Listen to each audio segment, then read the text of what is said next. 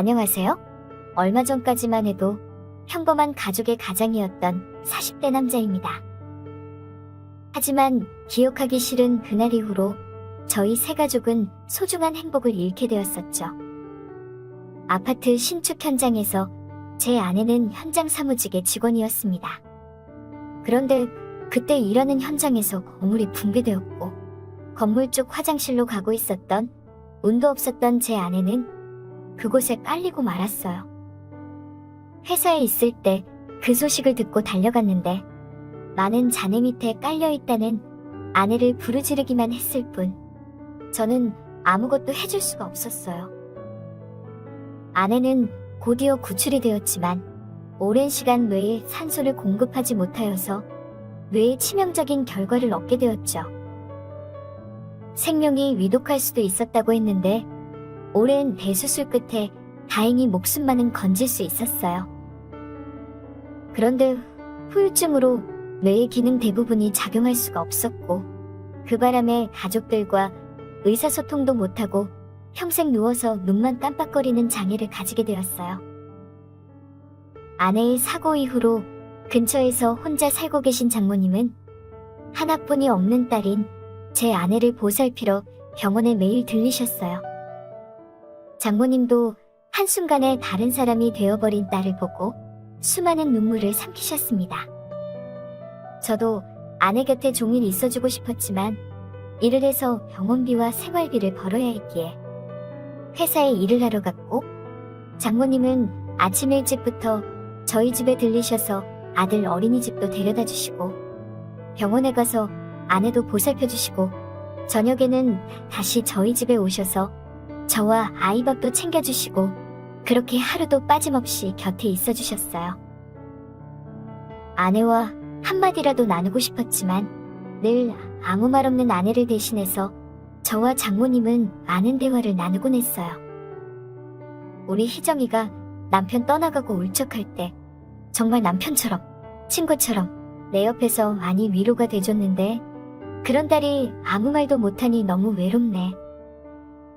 장모님, 제가 있잖아요. 저를 아들처럼 생각해주시고 말도 편히 하시고 그래주셔요.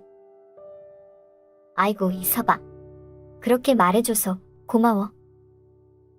저는 아픈 아내로 인해 적적해지신 장모님을 위해 시간이 날 때면 같이 맛집도 가드리고 드라이브도 하며 장모님과 함께 시간을 보냈어요. 매일 뵙다 보니 사람 사이의 정이라는 것이 깊어지나 봅니다.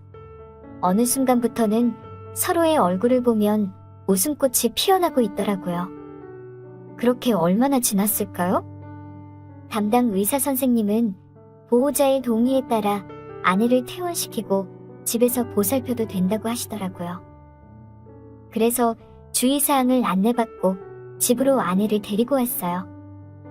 아내가 정상인이 된 것도 아닌데 집으로 데려갈 수 있다니 기뻤습니다. 아내는 처음 불안했었던 호흡도 괜찮아졌는데 그래도 여전히 말은 할 수 없더라고요.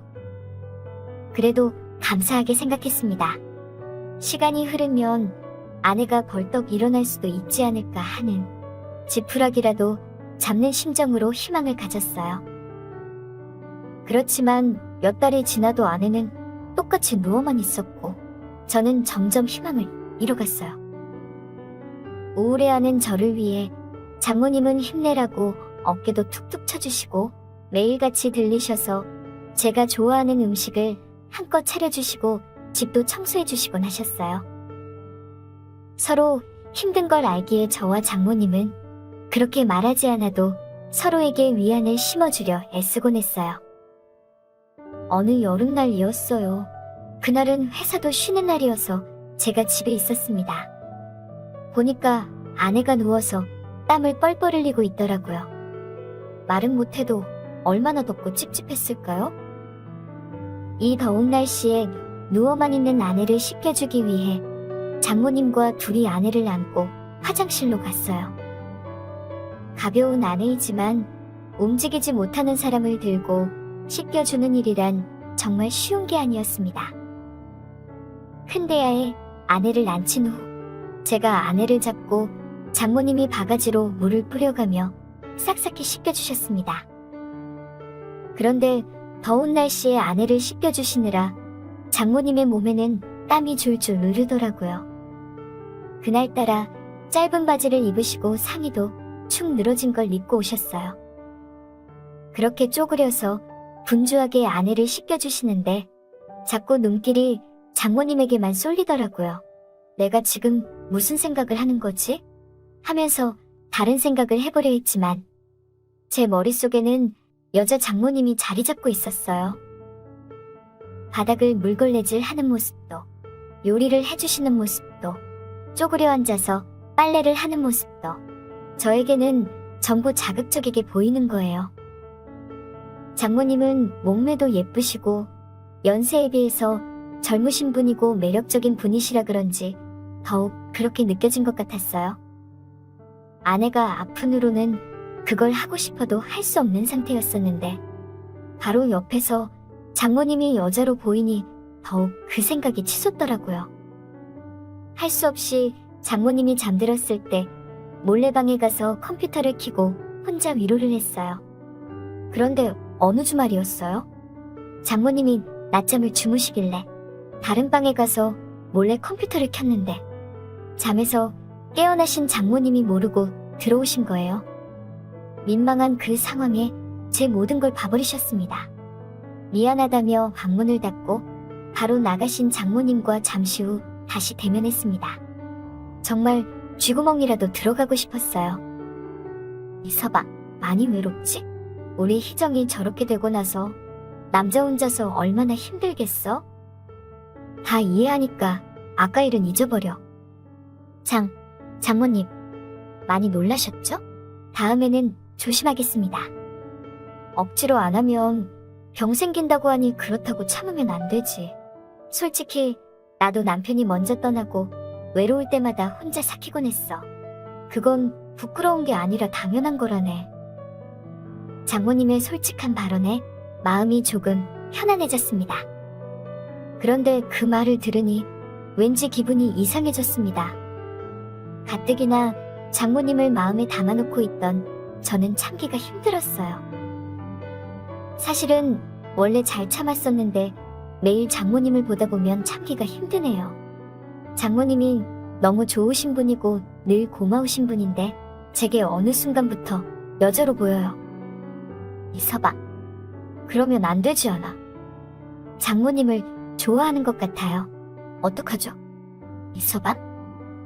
그렇게 저는 장모님에게 다가갔고 진한 키스를 나누며 그동안 참아왔던 장모님에 대한 사랑을 가득 채워버렸습니다. 처음에 이러면 안 된다고 하시던 장모님도 이제는 깜깜한 밤이 되면 안방에 먼저 오셔서 본인이 직접 꽉 안아주시더라고요. 놀랬습니다.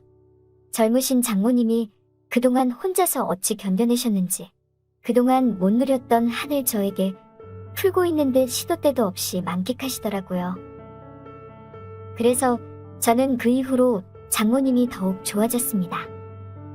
아내에 대한 미안함도 잊은 채 저희 둘은 그렇게 틈만 나면 안방으로 가서 문을 잠궜습니다.